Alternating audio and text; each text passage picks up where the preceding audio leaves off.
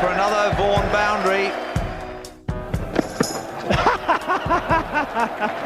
Well, he's a great fieldsman, Philip Tuffers. He often falls over and he's brought it into his batting as well.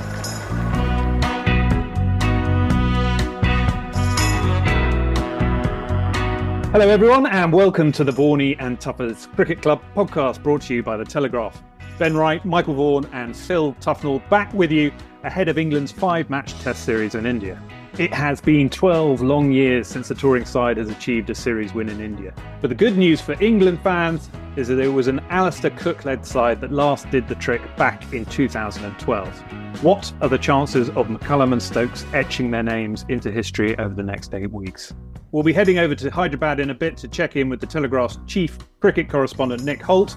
He'll give us the latest news from both camps, including the absence of Virat Kohli, who has confirmed he'll miss the first 2 tests due to personal reasons.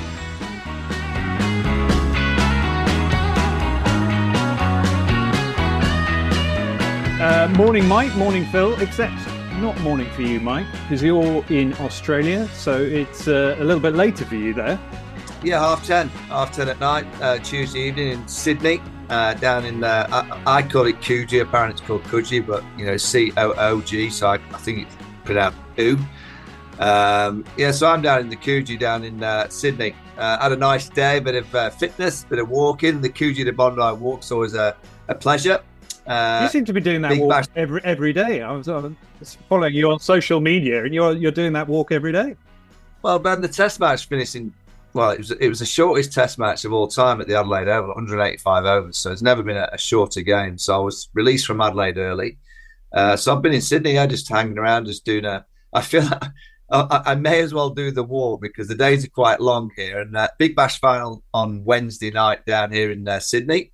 I'll do that. And then the West Indies got hammered at the Adelaide Oval. It's a real sad state that the West Indies test team are in debutants and the lack of real quality in the side. It's not anything that they can do much about. It's just a system in the West Indies. The ICC probably taking their eye off the ball in terms of the wealth spreading across the game. There's been lots talking about that, but they now have to go and face the pink ball in Brisbane on a green top with the clouds around. I think there's a cyclone arriving in Brisbane. And Mitchell Starc, I kind of got sent. I think he averages 14 with the pink ball. So I don't think he's going to get any easy for the West Indies over here in Australia. Mike, what about that knock? What was it for the Brown, for the Heat? Unbelievable, wasn't it? Yeah, 140 or 57. He hit 12 sixes, 10 fours. From nowhere, he's only ever got 150 in Big Bash. And if you like, in the semi-final, he decides to go out and have a night out. He's an old school, Phil. Yeah. What would you describe it as? I wouldn't say he's a farmer, but he is a farmer. Agricultural. Oh, if it's in his arc, it's off. He gives it. He gives it the full Monty. Good stuff. Guys, obviously we are building up to England's tour in India. Gets the juices flowing, doesn't it? And a tour of India. Ashes Down Under is obviously a big one, but do you think touring India is above it? It's the sort of cricketing Everest.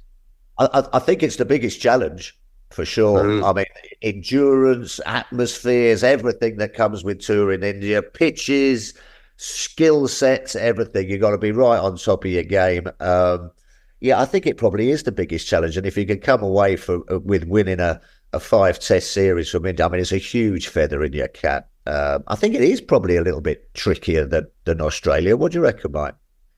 Yeah, I mean, you think that's that victory that England had there in 2012, and because the Ashes is always the pinnacle of our conversations in the UK, yeah. I have that victory in 2012 as possibly in my time the best overseas victory that England have ever had. Yeah. You know, in my time, I'm talking from the 90s through to the early 2000s. I mean, England won here in 2010-11. That's down under, and that was a great achievement. But that was when, you know, England were very, very good. The Australians were going through a bit of transition. In 2012, for England to win in India, it's the only time India have been beaten. Yeah, in the last however many years at home. It's the hardest challenge. You just know over 5 matches. I guess in 3 matches you could get a bit lucky. in 5 matches. There's no luck required. It's purely about the skill levels. England have got an incredible task. And I'm intrigued. I mean, I've been in Australia for 2 months, and we've had a Pakistan series. We've got the West Indies series taking place now. Everyone is talking about this England versus India series because of Bazball and how are the Bazballers go and play their aggressive, flamboyant, brave cricket on spinning wickets against an Indian side that we just know are very, very difficult to beat at home. I'm intrigued to know how the Bazballers are going to go over the few weeks. Yeah, so that's the $1 million question, isn't it? Do you think Bazball can work in India? I think for this England team, it's the way that they can play and be India are favourites by a decent margin. But I think the way that England have played in the last 18 months, if you go back to when it started, they then went to Pakistan.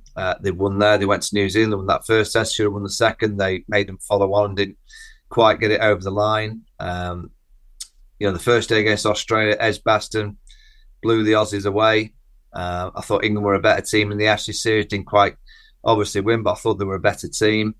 I do think for this England group, I think it's the best way that they can play. Yeah, ultra aggressive. I'll ask Phil, what's the riskiest way of playing? Is it trying to play the attritional way to bat 120 overs to get 350? Yeah. Or is it playing the England Bazball way, which is to basically say we're going to score at 4.55 runs an over and try and bat 60, 65 overs to get 300, 330 on a wicket that we know in India it's going to spin. I just think the way that this team have played and the DNA of this side is to try and score at 4.55. So it's basically saying we don't need to bat as long. We're going to take more risks. Yeah. I think for this group of England players, I think it's almost a safer way, if you know what I mean. If this England group try to play attritionally with men round the bat and try and nurgle it for 2.3s, 2.4s and over, I think they'd get out anyway. Yeah, you've always got, Mike, you've always got your name on one of them when it starts spinning, and the likes of Jadeja and Ashwin are going to be bowling. So I think you're right.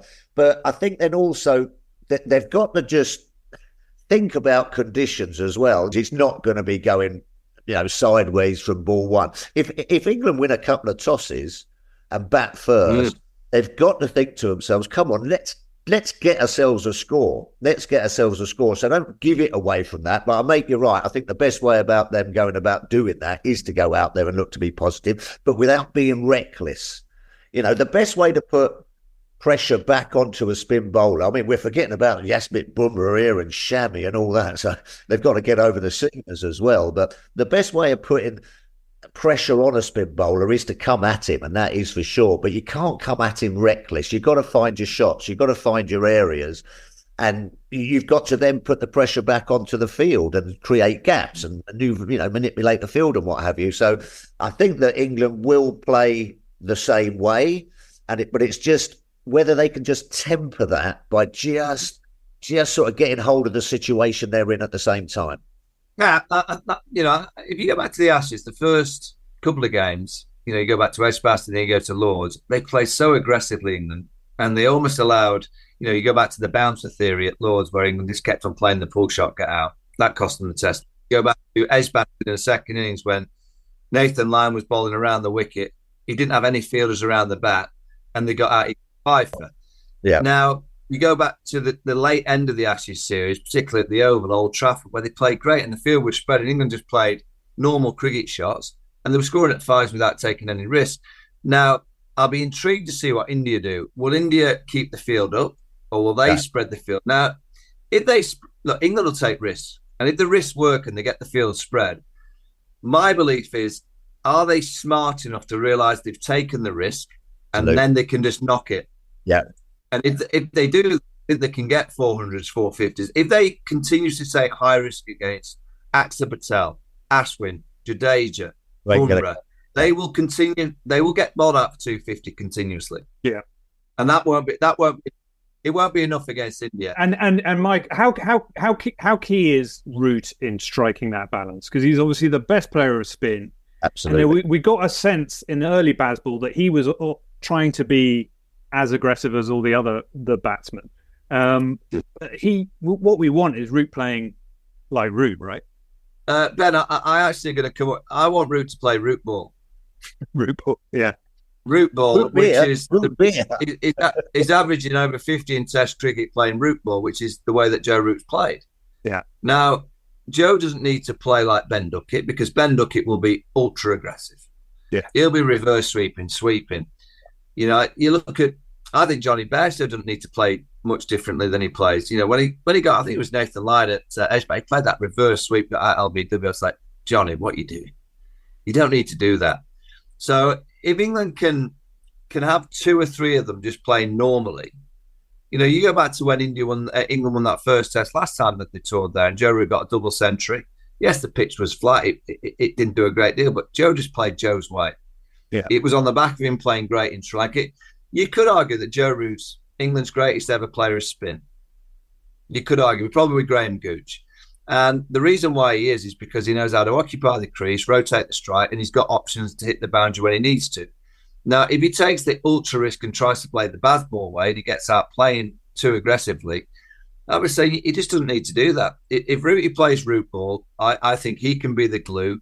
And then around that, you're gonna have firecrackers. You're gonna have Zach Crawley playing shots, Ben Duckett playing shots. Ollie Plote's a bit of a, you know, he likes to get on with it as well. And he dances down to the spinners, which is fine. But I just think the number 4 in Joe Root, he just needs to play the way that he's always played. And if he does that, he could get the big scores, and he could be that kind of solid glue for the team. And if he is, as Phil says, and they win the right tosses, they can be very, very competitive in India.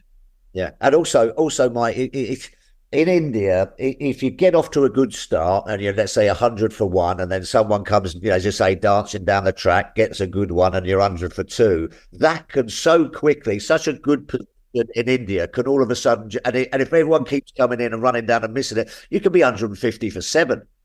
So they've got to realise when they've got into that position of strength.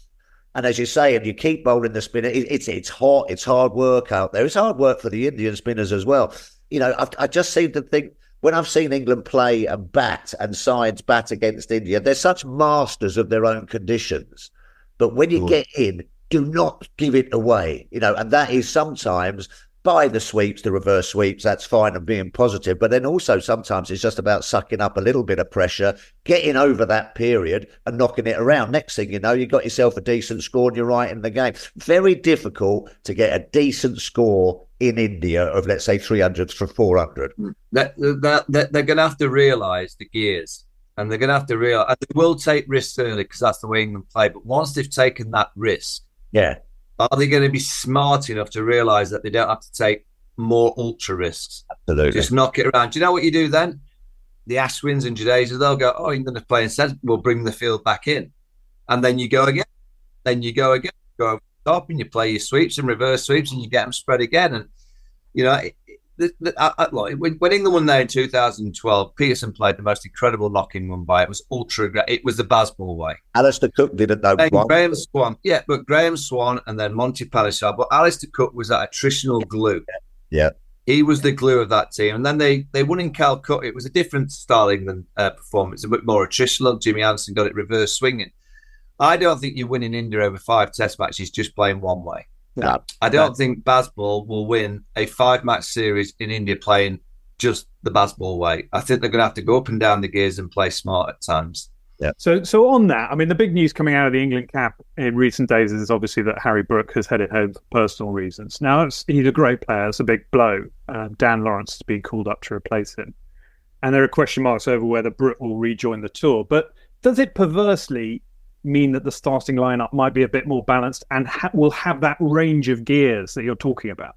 Well, I mean, Harry Brook, for a start off, probably the second best player of spin behind Joe Root, so he will be a miss, that's for sure. But I mean, it does get rid of that awkward conversation with Johnny Bairstow, doesn't it? Because Folks is going to keep, Johnny Bairstow's going to bat probably 5 or 6 or whatever, and that. But Johnny Bairstow, listen, he's played in Hyderabad, hasn't he? You know, he's beat some of these England sides. You know, they've played in these sort of situations. They've played at these grounds. It's a shame. Harry Brook, I think, played at Hyderabad as well, didn't he? So he would know these situations. So Harry Brook going home is a loss for England. But I kind of make you right that it does slightly just enable a bit more of a balanced side to be played. But I mean, big loss for England. Yeah, I think he's a huge loss, Ben. I just think Brook. I mean, you go back to Pakistan, or I would say Pakistan didn't have a world class spinner, but the way that he played on the Pakistan wickets was magnificent. It always happens, when you've got that kind of dubious selection decision to make, Johnny Bairstow over Harry Brook or Ben Stokes, who's going to be playing. Wow. Something always seems to be the case. It's obviously a hugely unfortunate incident, but I do think you need your best keeper. When you're out in India and the ball's spinning around, your keepers more often than not stood up to even to the seamers at times. You have to take your chances. I've been down in Australia and Pakistan. They could have beaten Australia here if they'd have caught here in Australia. Pakistan could have caused a huge shock down under. And catching is becoming more and more important, particularly in India, where you can't give a Rohit Sharma a chance, you can't give a Shubman Gill a chance. So England's catching is going to be absolutely pivotal. I think they're right in going with the best keeper, and I also actually think Ben Stokes is a nice style batter. Yeah, absolutely. Because he plays. We're talking about going up and down in the gears.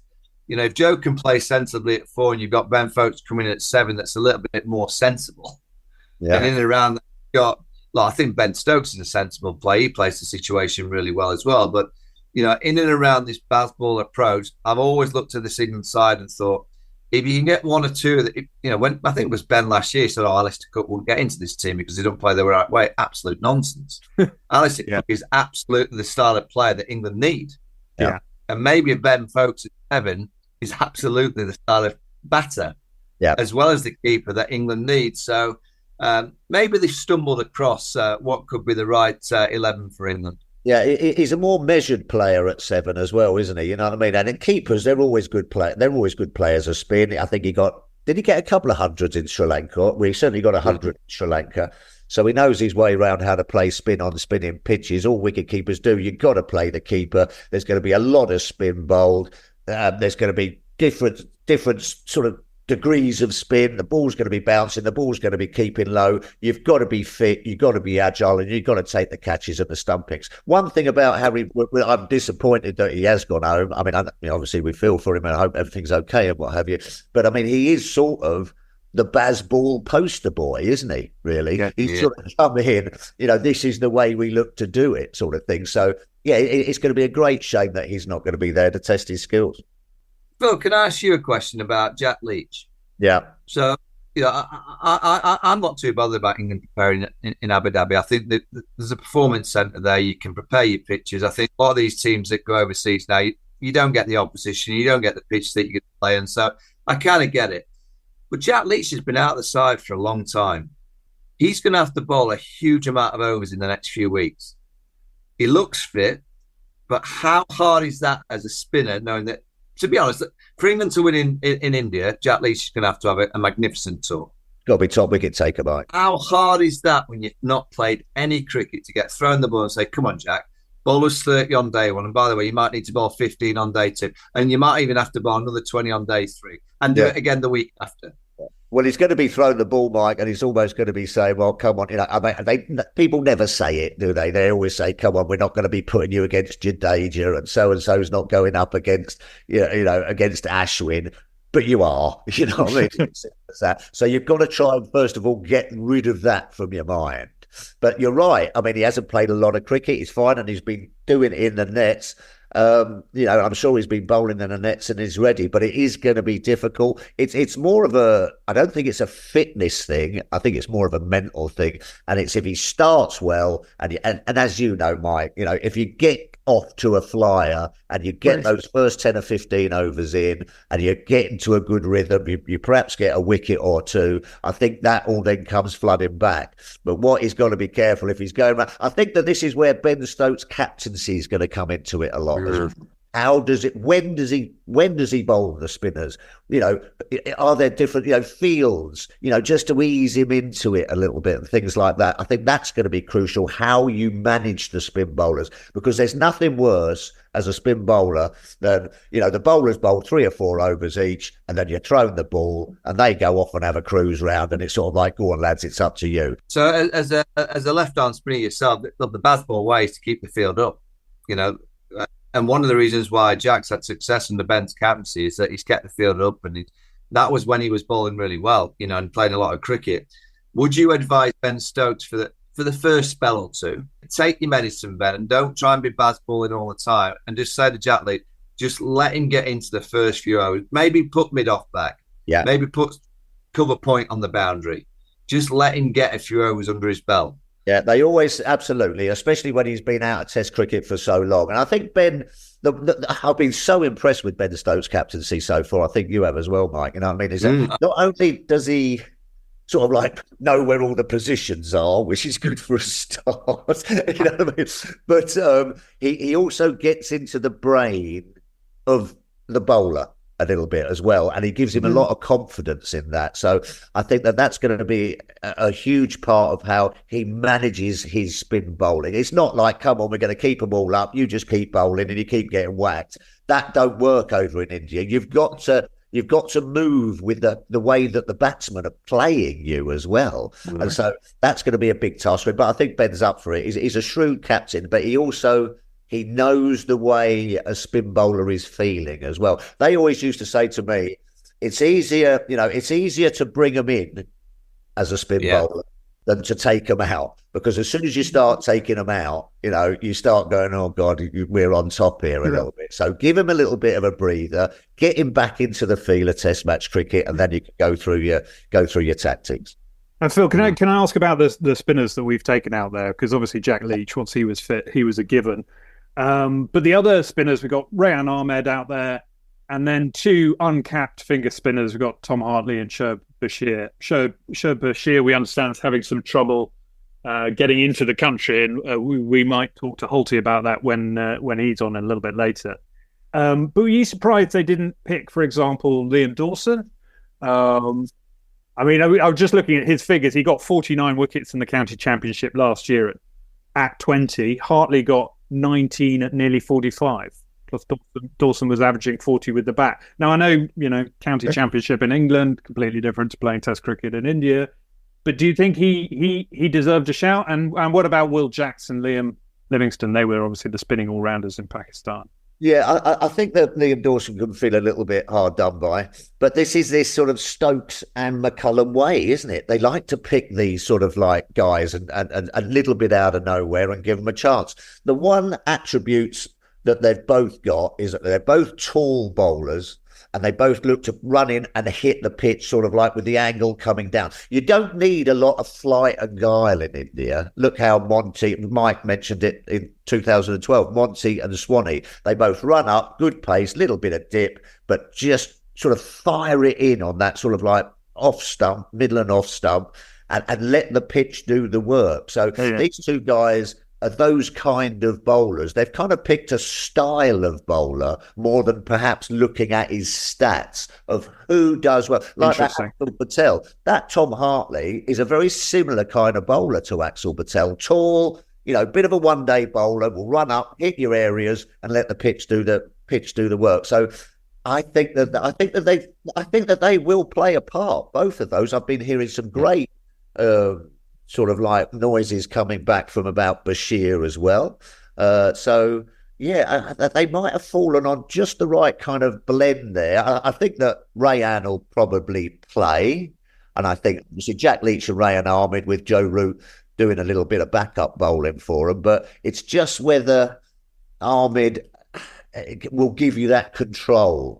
If it's spin second innings, lovely. Give him his go. He's going to go for a few 4s. He's going to bowl a few full tosses. He's going to bowl a few short balls, but he is going to get you those wickets. But you do need, in order to get to that position in India, you do need a little bit of holding. And if you're only playing 2 seamers, that's going to be what they're doing in their thinking in their mind. Yeah, I just think Ben Stokes is lack of bowling may cost England. Oh, That third team option. I just think the balance looks so much better when Ben's bowling. But it doesn't surprise me that how many times are we going to mention that county stats are all? I'm not saying they're irrelevant, but they are irrelevant. You're picking different players for international cricket.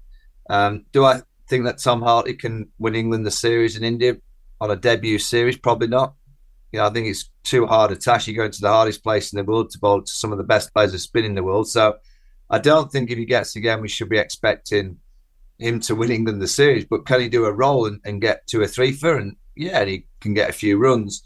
Look, it's the hardest challenge that a team can go and try and produce magic. You go back again to 2012. They had Graham Swan, who was world class. Monty Panesar, as Phil mentioned, on spinning pitches. Where India got it wrong in 2012 when they were 1-0 up in the series, they went to Mumbai. No idea why they produced a ragamuffin there. No idea. If India play on flat wickets in this series that don't do a great deal for the spin, India win.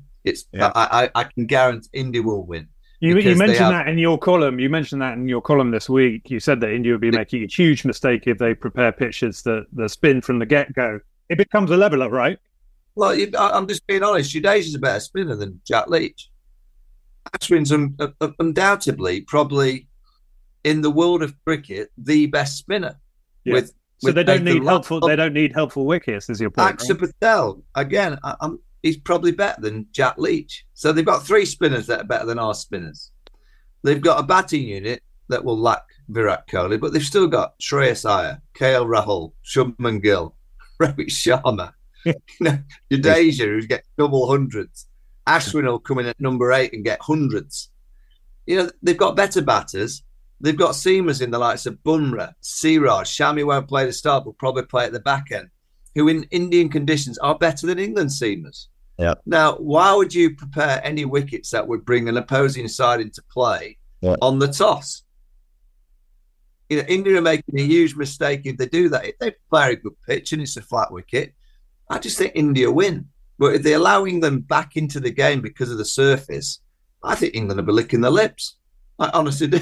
I think they'll be licking the lips. And, you go back to, Joe Root in the last tour, that Ahmedabad pitch, it was a shocker. We've prepared pitches in the UK that haven't been great, and there's other pitches around the world before the Indians start lambasting us for it. But that pitch back in Ahmedabad was a dust ball. It was a beach. Joe Root got 5 for 8, as you mentioned. Now, if they prepare pitches like that, I think England have a chance. Anything could happen. If they prepare pitches that are there to last 4 and 5 days, I honestly think England will get beaten. And I think they'll get beaten quite convincing because the quality that I mentioned will come through. England will be hoping, and I've seen the press conference that they're saying it's going to spin on day one. If it is, I think England have got a sniff because they bat first and they bat with half a brain and play aggressively at the right times and with a bit of smartness, and they get 350, 400, which you can do batting first in India. They have a great chance of causing a shock. But the quality from, and I think it was in the World Cup final, Mohammed Kaif said that the best team on paper didn't win the World Cup final because he was saying India had the best team on paper. Yeah. Now, the best team on paper in this test series is India. India should win this series, but England and this Bazball approach is hard to play against. And if India aren't prepared and aren't realistic to understand that this method has actually worked for England, it kind of shocked a lot of teams around the world in the last 18 months. Oh, did it? It could shock India. It really could. And I think England's best chance of winning is this week. I really do. I think this is the week that England can cause a shock. There's no Virat. And I just think England come out and play aggressively, play with the bravery. And Baz McCullum's right.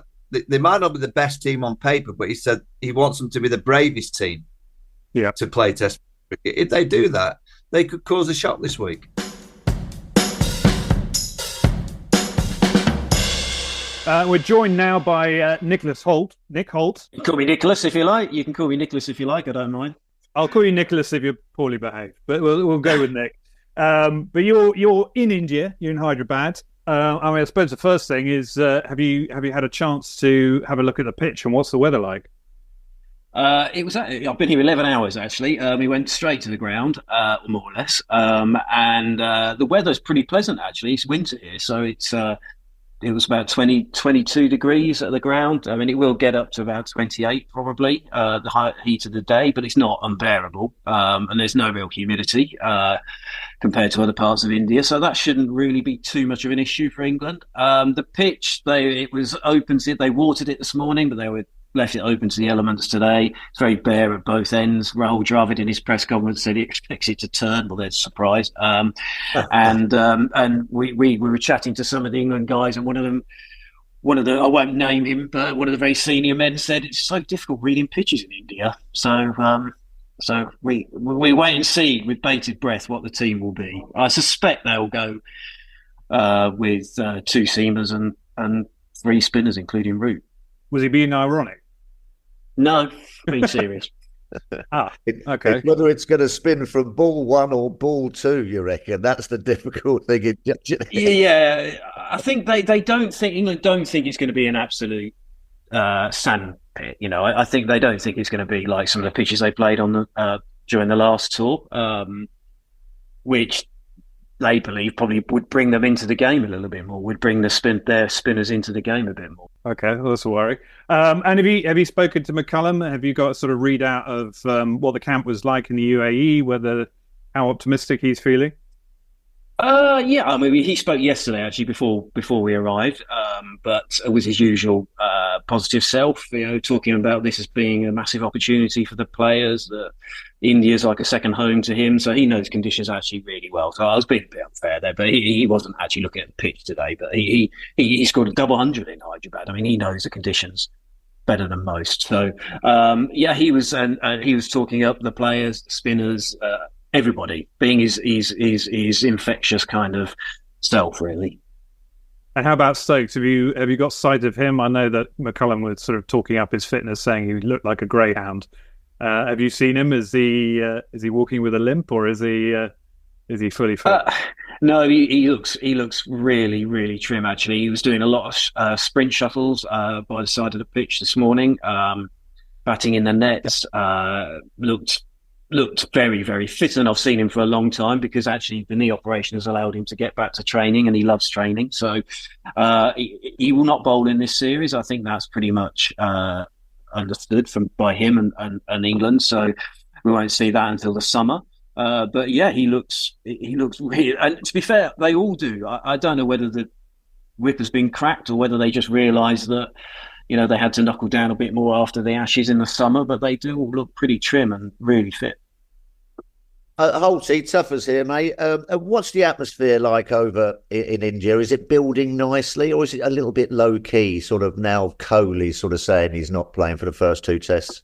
I think that's definitely going to have a little bit of an impact. I don't know what the crowd will be like. That will be interesting. The stadium is in the city. That does help probably bring some of the crowds in. A lot of the World Cup awnings were still up at the ground, so there's no real sense that a massive test series is about to start.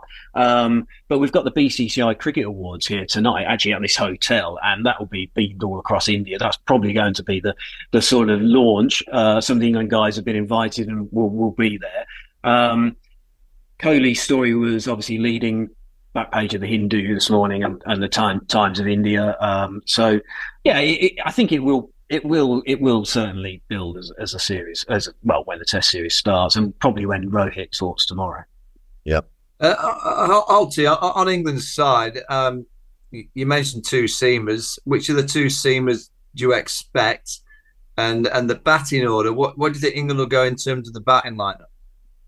Well, I think Pope will bat 3, Johnny will bat 5, Stokes 6, Folk 7. I think that with the obviously Crawley, Duckett and Root in their usual positions. Suspect they'll go Anderson and Wood. Wood spoke today. It's not always a guarantee that they're going to play, but it's usually a sign. Sometimes they throw a curveball, not by putting them up and lulling us into a false sense of security. But I suspect they'll go Wood and Anderson. Jimmy bowled well in the nets today. He looked good. He looked sharp. He was beating the bat. And so, yeah, I think that'll probably be the team that Stokes probably feels most comfortable with. But Holte, I mean, you mentioned the fitness, and maybe it was World Cup Ashes where many pointed the finger at the lack of England's kind of professionalism. I've seen a picture of Jimmy Anderson, and I mean, Baz mentioned that Ben Stokes looks like a greyhound. Jimmy looks like he could beat Ben Stokes in a greyhound race. He looks lean. Yeah, he do. Honestly, they all do. It's not that they were big before, but they have definitely trimmed down. Yeah, are they on tablets or is it juice diets? What have they been doing? I suspect they're laying off some of the beers. I think that might be one of the things that's been going on a bit. I think that they've been perhaps cutting down on some of those unnecessary carbs, some would say. The one thing they will not want for here, though, is food, because they've got their chef with them. And last night, nice. first night he made a big impression. He did a carvery with roast potatoes and Yorkshire pudding for all the lads. First night. What a shout. We had Bob Bennett, our manager, in the change room making corned beef sandwiches when we was over there in 92. Unbelievable. That's the tin corned beef can. It was. Pot noodles and corned beef we had in the changing room for lunch. Just on the chef, I mean, I'm out here in Australia, and apparently in the World Cup, there was about 6 of the Australian players. They took their own chef as well. It wasn't a group, like the whole team taking a chef. There was about 6 Australian players. So this kind of, I think they got a bit of stick a couple of weeks ago. England announced that they were taking the chef. It is just the norm. The Aussies in the World Cup, they won the World Cup. They also had a chef in India. But no, one of the Indian players had 2 chefs at the World Cup, just for a bit of one-upmanship. Oh, really? He had a dessert, a pastry chef. Yeah, must have had a pastry chef. And which player was that?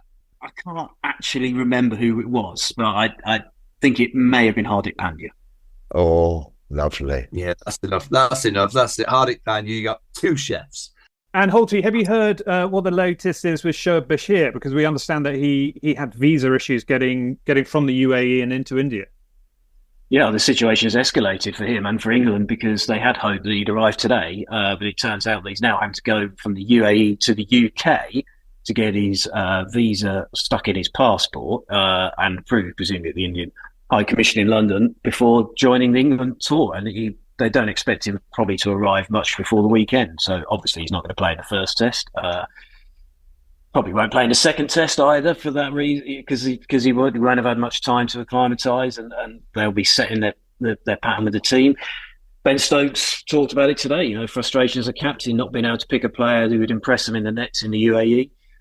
You wouldn't put it past these guys to throw him in. That's the kind of thing that they do. And also, Ben was just feeling really sorry for him that his first experience of playing for England is this, going on an England tour and being sent home. I just checked, they announced the squad on December the 11th.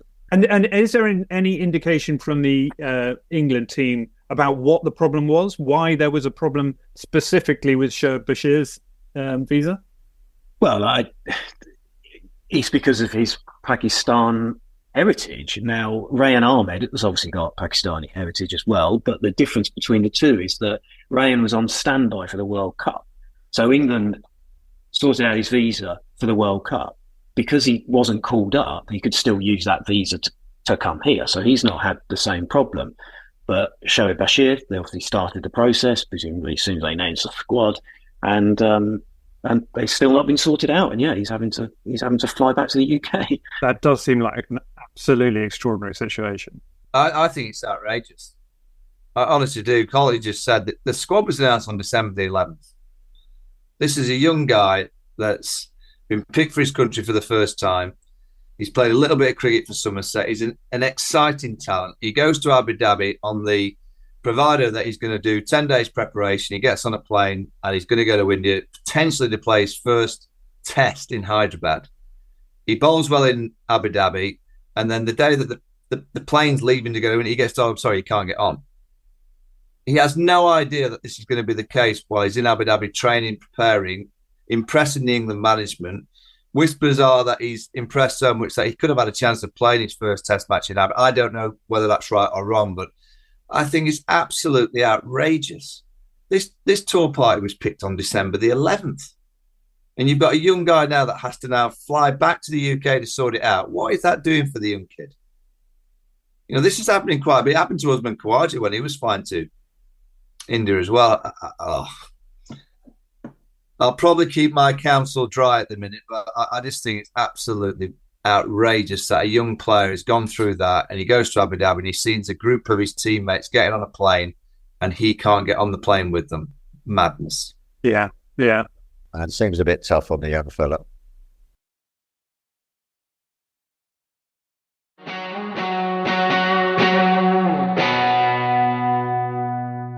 Right, good to hear from Holty there, but seems like a bit of a mess with the issue around Bashir's visa. What were your guys' thoughts on that?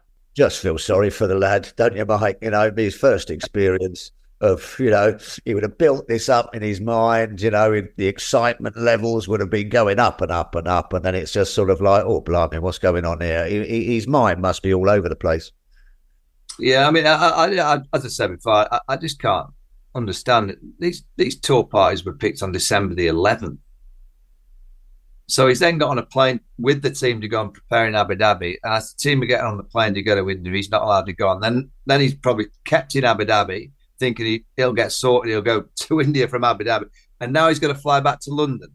Yeah.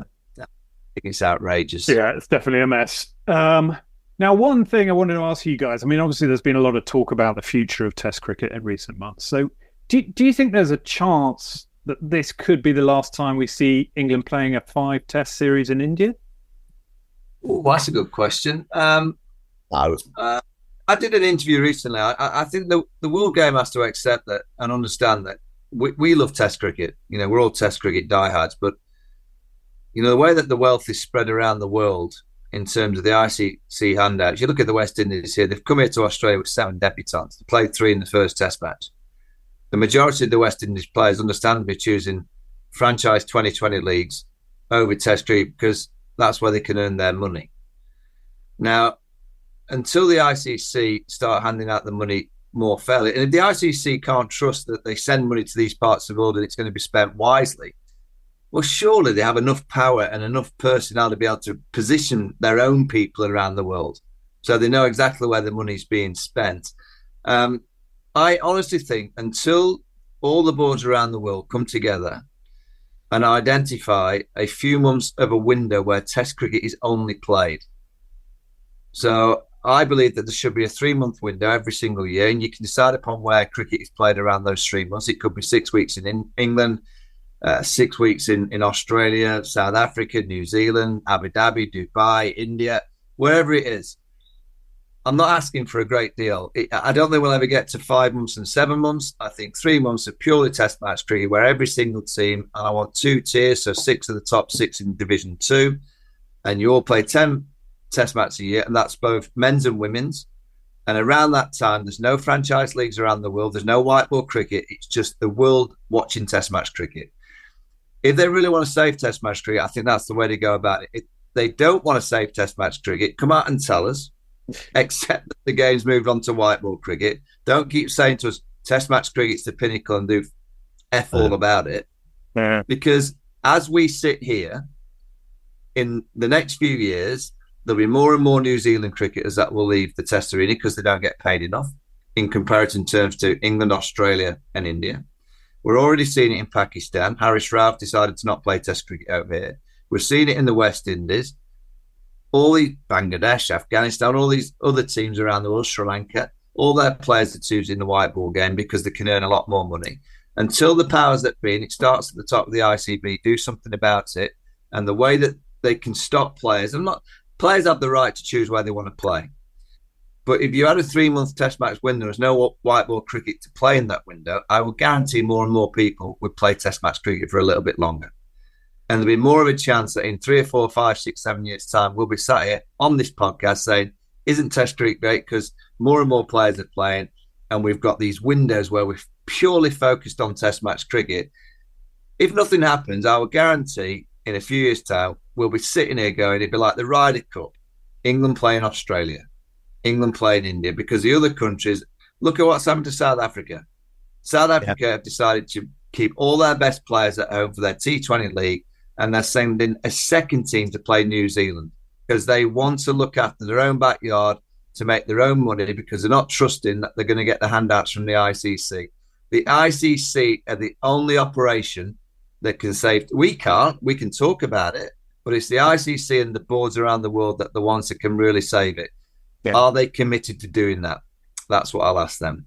Otherwise, in 10 years' time, little Johnny's going to be going up and Mummy, Daddy, what was that game that you all used to play? Correct. When it lasted 5 days, he'll be gone in 10 years. Yeah. And do you know what, Phil? Yeah. If that's the way that they want it to go, come out and tell us. Yeah. Oh, they're not brave enough to do that, are they? Don't say to us, Test cricket's the pinnacle. And I'll also say, the more I watch Test cricket, it should be a 4-day game. Because not many Test matches go to the 5th day. And when they say, you don't get the overs in, it's a very simple procedure. Make them bowl the overs. You know, most countries are run by pay-per-view subscription services. So it's a sporting channel. You know, if you went to a 50-over game and in the second innings of a run chase, you don't see the players walk off at 6 o'clock after 42 overs. You don't. We've got 5 more overs left. But Phil, it's true. In Test cricket, there's 8 overs left. They fuck off.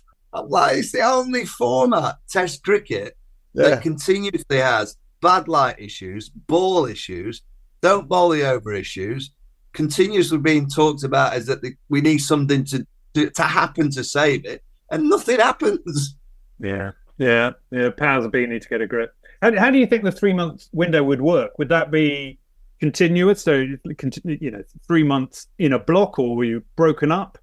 Would it be in the summer in the Northern Hemisphere one year and in the summer of the Southern Hemisphere the next year?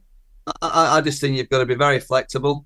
I think now I wouldn't be against, for instance, the Boxing Day Test match is a huge game at the MCG. It gets a huge amount of people. Obviously, that happens every year. Why can't you play another Boxing Day Test in Australia? So why can't India play Pakistan at the SCG on Boxing Day?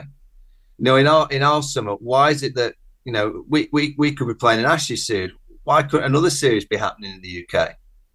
I see all these other sports that travel the world. They have these weekends of festivals. The NRL are going to Vegas. What a trip that is, by the way. Going to Vegas. Cricket and Test cricket in particular has to think out of the box. There's areas of the world. So Bangladesh plays Sri Lanka in a Test match.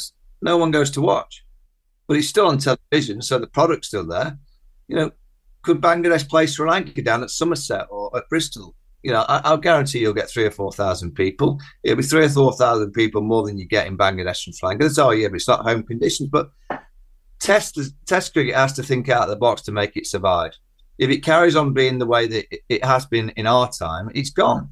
It's disappeared. And we'll be horribly talking about a great game that has done nothing to protect itself, and it's just died over many, many years because it has. Yeah. I've always said it's like a grade 2 listed building Test match cricket. No one dare do anything about it. It's now time to go to the players and say, look, we've got to change the windows. You got to let us have some different trendy windows. I want a nice swimming pool. Those kind of the kind of tiles that you have on the grate. We need a flatter roof. You got to let us have a roof terrace. Come on, it's 2024. Right, that's all for today. Thank you, Mike. Thank you, Phil. And a big thanks to Nick Hoult for joining us. The three of us will be here every week throughout the series as England look to overcome arguably the toughest challenge in cricket and win away in India. Along the way, we'll be joined by some top guests and we'll be regularly checking in with Halsey. So if you're new to the podcast, welcome aboard and be sure to subscribe so you don't miss any episodes over the next 8 weeks. But for now, until next time, goodbye.